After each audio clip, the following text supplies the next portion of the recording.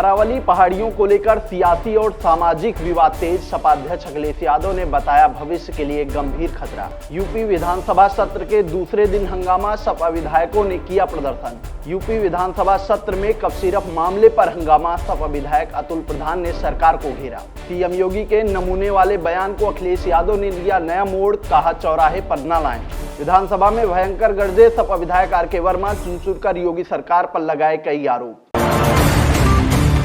नमस्कार, खबर चौक की इस न्यूज बुलेटिन को आपने देखना शुरू कर दिया है और मैं हूं अमन सिंह बस आपके साथ। तो चलिए बात करते हैं देश और प्रदेश की 5 बड़ी खबरों के बारे में। देश की सबसे पुरानी पर्वत श्रृंखलाओं में शामिल अरावली की पहाड़ियों की ऊंचाई आधारित नई परिभाषा को लेकर सियासी और सामाजिक विवाद तेज हो गया है।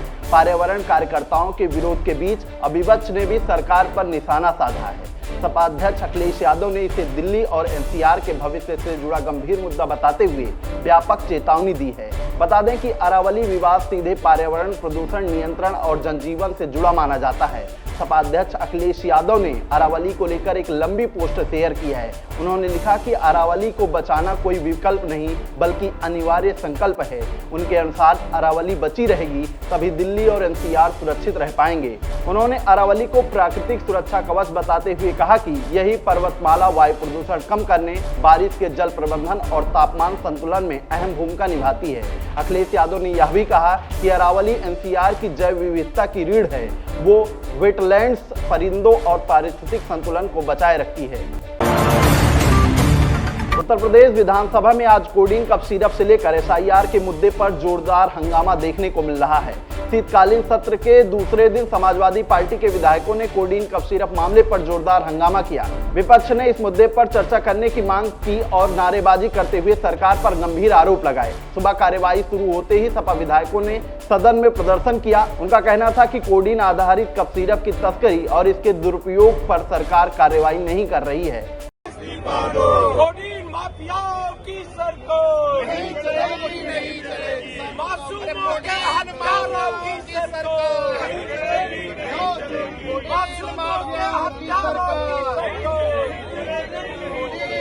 कोडीन माफियाओं की सरकार नहीं चलेगी, नहीं चलेगी। मुख्यमंत्री जी इस्तीफा दो, इस्तीफा दो, इस्तीफा दो। मुख्यमंत्री जी इस्तीफा दो, इस्तीफा दो, इस्तीफा दो। कोडीन माफिया की सरकार नहीं चलेगी, नहीं चलेगी। यूपी विधानसभा सत्र में कोडीन कफ सिरप को लेकर हंगामे के बीच सपा विधायक अतुल प्रधान ने कहा कि इस मामले पर इतने बड़े लोग शामिल हैं कि उन पर हाथ नहीं पहुंच रहा है।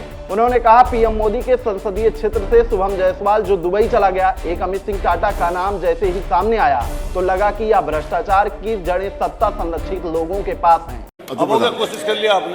अतुल प्रधान। माननीय अध्यक्ष जी, मेरा सवाल इस समय को लेकर और महत्वपूर्ण हो जाता है। मैं धन्यवाद करूंगा कि आपने इतने महत्वपूर्ण विषय पर आज मुझे बोलने का, सवाल पूछने का अवसर दिया है। मान्यवर, जैसे ही दवाइयों का विषय आता है, दवाई सब जहन में आता है, तो हमारी और सबकी जिंदगी से जुड़ा हुआ प्रश्न आ जाता है। जैसे ही हम लोग देखते हैं, हमारा शायद ही परिवार का कोई सदस्य ऐसा होगा जो कभी ना कभी दवाई ना खाया। अगर उन्हीं दवाइयों में कहीं पर नकली या नशीली शब्द का प्रयोग हो जाए और या उसकी चीज का संज्ञान कहीं पर आ जाए तो हम समझ सकते हैं कि हम अपने बच्चों के लिए क्या सोचते होंगे। अभी कुछ दिन पहले जो महत्वपूर्ण विषय इस समय पर चल रहा है सिरप का, हमारे बराबर के प्रदेश मध्य प्रदेश, हमारे बराबर के प्रदेश राजस्थान, वहां से एक जहरीले सिरप जिसमें किसी साल्ट की मात्रा ज्यादा हो जाने के कारण या किसी भी अन्य बात के हो जाने के कारण वहां पर बच्चों की मृत्यु हुई, लेकिन उसका असर हमारे यहां पर भी पड़ा। मैंने देखा सरकार की तरफ से कई बयान मिले और उन बयानों में यह कहा गया कि इसकी गहनता से जांच होनी चाहिए और किसी भी तरीके से कोई नकली दवाई या नकली सिरप का इस्तेमाल ना हो। लेकिन मान्यवर, मैंने नजदीक से इस चीज को देखा। अभी जो सिरप का विषय है, इससे पूरा का पूरा जनमानस प्रभावित है। और मान्यवर, इसको अगर हम नजदीकी से देखें तो इसमें कहीं ना कहीं ऐसे बड़े लोग इन्वॉल्व हैं, वो इतने बड़े लोग इन्वॉल्व हैं कि उन तक कई बार हाथ नहीं पहुंचते। अभी मैं जब देखता हूं, 1.5 साल पहले इसी उत्तर प्रदेश के इसी राजधानी में सुशांत गोल्ड सिटी में एक बड़ा जखीरा इसी कोडिन सिरप का पकड़ा गया था और आनन फानन में वो जांच उस समय सरकार ने एसटीएफ को सौंप दी। लेकिन जैसे ही एसटीएफ को सौंपी 18 महीने बीत गए, पता नहीं क्या पर्चे कटे या नहीं कटे, कुछ जांच आगे बढ़ी या नहीं बढ़ी, किसी को कुछ पता नहीं चला। लेकिन भला हो अधिकारियों की आपस की लड़ाई का, गाजियाबाद में फिर एक ट्रक पकड़ा जाता है और जो गाजियाबाद में ट्रक पकड़ा जाता है उसमें जो लोग होते हैं संलिप्त, उनकी जेबों से एसटीएफ के नोटिस भी प्राप्त होते हैं। लेकिन फिर आनंद फानन में 15-20 लोगों का अलग अलग जगहों पर उनके नाम से एफआईआर दर्ज होती है। लेकिन अभी वो चर्चा का विषय है कि कई लोग बता रहे हैं कुछ, कई लोग कुछ बता रहे हैं। लेकिन प्रधानमंत्री जी के संसदीय क्षेत्र से जिसका नाम शुभम जायसवाल चला गया दुबई, जिसका नाम वहां पर टाटा करके बोलते हैं, उनका नाम जैसे सामने आया तो पता चला ये व्यापार, ये भ्रष्टाचार की जड़ें बहुत नजदीकी से सत्ता संरक्षित लोगों के पास हैं। शीतकालीन सत्र के दौरान मुख्यमंत्री योगी आदित्यनाथ ने एक ऐसा बयान दिया जिसके बाद दिल्ली से लखनऊ की सियासत में हलचल मच गई। सीएम योगी के बयान के लगभग 10 मिनट बाद ही समाजवादी पार्टी के मुखिया और यूपी के पूर्व सीएम अखिलेश यादव ने इसका जवाब दिया। अखिलेश यादव ने कहा कि आत्मस्वीकृति किसी को उम्मीद नहीं थी कि दिल्ली लखनऊ की लड़ाई यहां तक पहुंच जाएगी। संवैधानिक पदों पर बैठे लोग आपस में कुछ तो लोक लज्जा रखें और मर्यादा की सीमा न लांघें। भाजपाई अपनी पार्टी के अंदर खींचतानी को चौराहे पर न लाएं। कहीं कोई बुरा मान गया तो वापस जाना पड़ेगा। विधानसभा सत्र के दौरान सपा विधायक आर.के. वर्मा ने योगी सरकार पर कई आरोप लगाए। उन्होंने कहा कि आयुर्वेदिक विभाग में 2128 आयुर्वेदिक चिकित्सालय हैं, सब खाली पड़े रहते हैं, कोई ओपीडी नहीं है। उन्होंने कहा कि आदमी पंचकर्म कराने के लिए गुरुग्राम जाता है, 5-5 लाख की फीस देकर आता है, लेकिन इनके आयुर्वेदिक चिकित्सालय में जो पंचकर्म हैं वो बेकार पड़ा हुआ है, वहां पर जानवर बैठते हैं, कहीं कोई काम नहीं हो रहा है। उन्होंने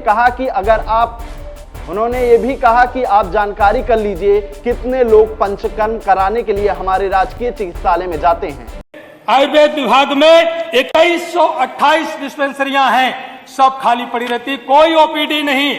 गुरुग्राम में आदमी जाता है पंचकर्मा कराने के लिए, 5-5 लाख रुपए फीस देकर के आता है, लेकिन इनके आयुर्वेदिक चिकित्सालयों में जो पंचकर्मा है वो बेकार पड़ा हुआ है, वहां पर जानवर बैठते हैं, कहीं पर कोई काम नहीं हुआ। आप जानकारी कर लीजिए कितने लोग पंचकर्मा कराने के लिए हमारे राज्य की चिकित्सालयों में जाते हैं। तो मान्यवर, ये भारत के ज्ञान विज्ञान को मिटाने का काम हो रहा है या संवर्धन करने का काम हो रहा है? वहीं पर विभाग में अनियमितताएं, तो माननीय मुख्यमंत्री जी ने जो दाम्पत्य नीति बनाई है, उस दाम्पत्य नीति का खुला उल्लंघन करने का काम ये भारतीय जनता पार्टी की सरकार करे। यही राजकीय आयुर्वेदिक कॉलेज लखनऊ में सर्जरी विभाग में महिला चिकित्सक को दाम्पत्य नीति का उल्लंघन करके बाधा भेजा गया, केवल मानसिक दुर्भावना की वजह से।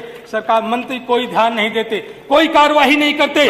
माननीय, मेरा प्रश्न है कि एमओसीएच को या तो उनको चिकित्सा स्वास्थ्य विभाग में ले लिया जाए या आयुर्वेद में कर दिया जाए और उनका समय समय पर प्रमोशन की नियमावली बनाने का काम किया जाए, वो नहीं बनी है। दूसरा, एनआरएचएम के डॉक्टर, जो भारत सरकार की एनआरएचएम की एक ही गाइडलाइन है, वही काम हर कोई करता है, तो उनके वेतन में विसंगतियां क्यों, उनके मानदेय में विसंगतियां क्यों? सबको बराबर करने का काम किया जाना चाहिए।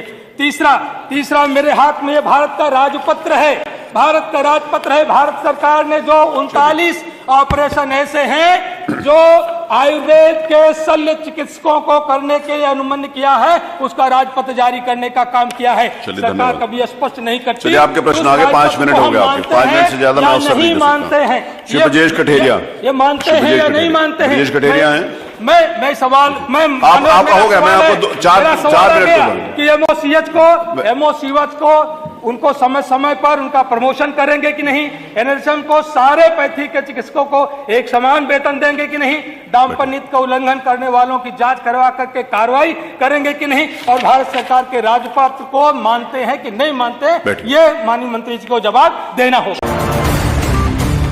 तो फिलहाल आज की इस बुलेटिन में इतना ही। ऐसी खबरों को आपके बीच में लेकर आते रहेंगे, तब तक देखते रहिए खबर चौक। शुक्रिया।